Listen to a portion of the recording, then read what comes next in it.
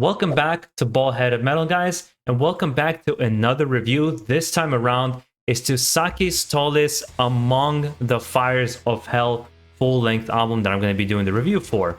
Now, if you're not aware who Sakis Tolis is, he is the main guitarist and the main head behind Rotting Christ, a Greek death black metal band with melodic. They've just kind of mixed a whole different thing in their repertoire, especially as the band has evolved. They changed their style very much. I'm a fan who's jumped on relatively early from the album Theogonia, Iola, and everything that they released up to the Heretics and Rituals, which I love all those albums to death. I really like the new sound from Rotting Christ, where they've introduced a lot more melody in their music, and this is what you're gonna get with Sakis Tolis, but I think he takes it a step further.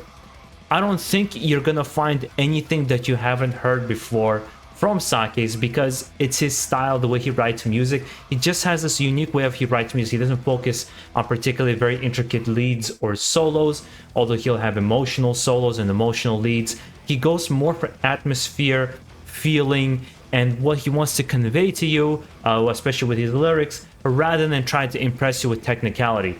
He actually reminds me of Tomas, of Dawn of Solace and Wolfheart very, very much, where it's more of the culmination of the elements combined that makes it so special, and not particularly one piece of instrument or sound in particular. Now, Sakis Tolis Among the Fires of Hell album is exactly what I told you. It is basically Rotting Christ 2.0. It's a more melodic version of what you'd expect from Rotting Christ.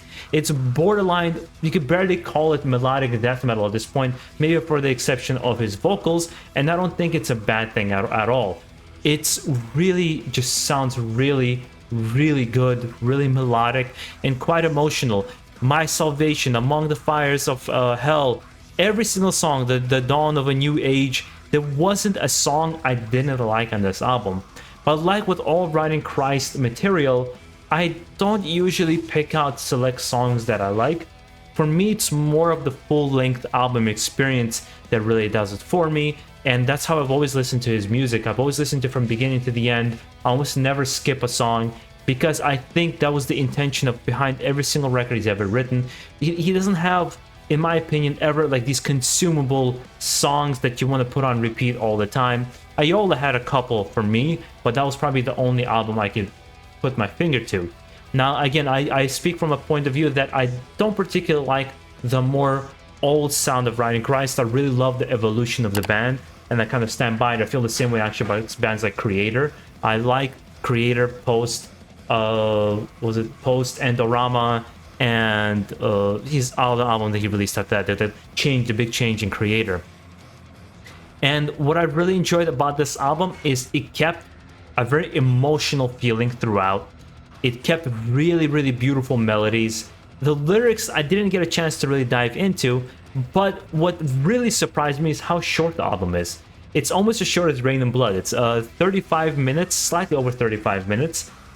Closing on 36 minutes overall, with 8 songs. It's a relatively short album. I actually listened to it 3 or 4 times in a row to really get a nice sense and a feeling and see how if my feelings change, if something else happens, and it doesn't. Actually, from beginning, every single time I've listened to it, I've had the same feeling, and that is just, I loved it. But for me, it was almost like Corpse Grinder releasing his album separate from Cannibal Corpse. It's the same thing Sakis Tolis releasing this album separate from Rotting Christ. It's in many ways the same thing. If you close your eyes, you might not even know you're listening to something different. You might have thought there's just a new album from Rotting Christ. What for me as a fan of the band, that's a great thing. I'm not going to complain about it at all. And I don't think fans of Rotting Christ would really complain about the more melodic nature and more toned down nature of this album, because we've gotten used to what sound and direction the band has been going in. And I'm also very surprised that he actually released the full album on his official YouTube page, which I will link down below. You can actually check out the whole album yourself and see what it's all about. I don't know what exactly the thinking is. I didn't even know it was out, as a matter of fact. I just saw a recommendation on my YouTube. I had to jump into it and check it out and see what it was all about. But I highly, highly recommend anybody who's into doom metal, anybody who's into melodic death metal, anybody who's even into power metal. Man, if you enjoy beautiful melodies, focus around very interesting compositions, and not be the focus of how I can shred and what kind of intricate solo or riff I can give you, but just to get this atmosphere and feeling overall, then this album is going to be definitely for you. And just knowing what kind of a legend he is in the industry, I mean, he's one of the most collaborative figures there is in metal. I mean, he's all over the place. He's been in Dawn of Solace, he's been in just records all over the place, and he worked on one of my favorite bands, Melakesh. I think he did like a solo for them as well.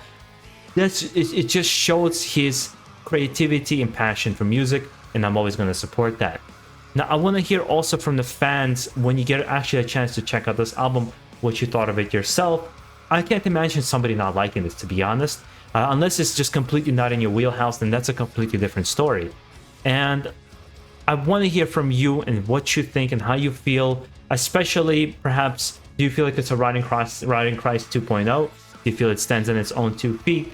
I know it's going to become a album I'm going to be obsessively listening to in this year. As a matter of fact, 2022 so far has been quite of a banger of a year, with albums that I didn't expect to come out of left field and really grasp me with their music. This being probably one of the top tier ones for me already a contender for the year for me. I'm going to say right away just how much I love Riding Christ's kind of sound, because nobody really sounds like them. The way he writes music, he just has this very different way of writing music, and that's what I really wanted to focus in and hone in on.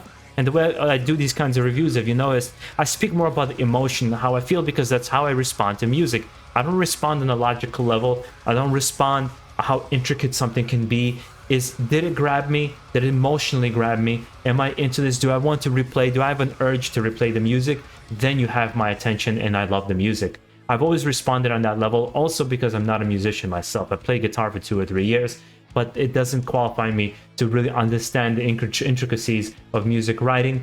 But I can understand the melody and the song structure and just what he's done with this album. It is a truly special album, and I hope a lot of people give it a listen and really check it out. Without any further ado, I don't want to stretch this review a little longer than it has to be. I really try to get my feelings and thoughts out as fast as I can so you can see where I'm coming from. But now it's your chance. Put your comments down below and tell me how you feel about this album, if you felt the same way. And guys, also make sure to enjoy the rest of your day. Stay safe out there, and most of all, keep it metal.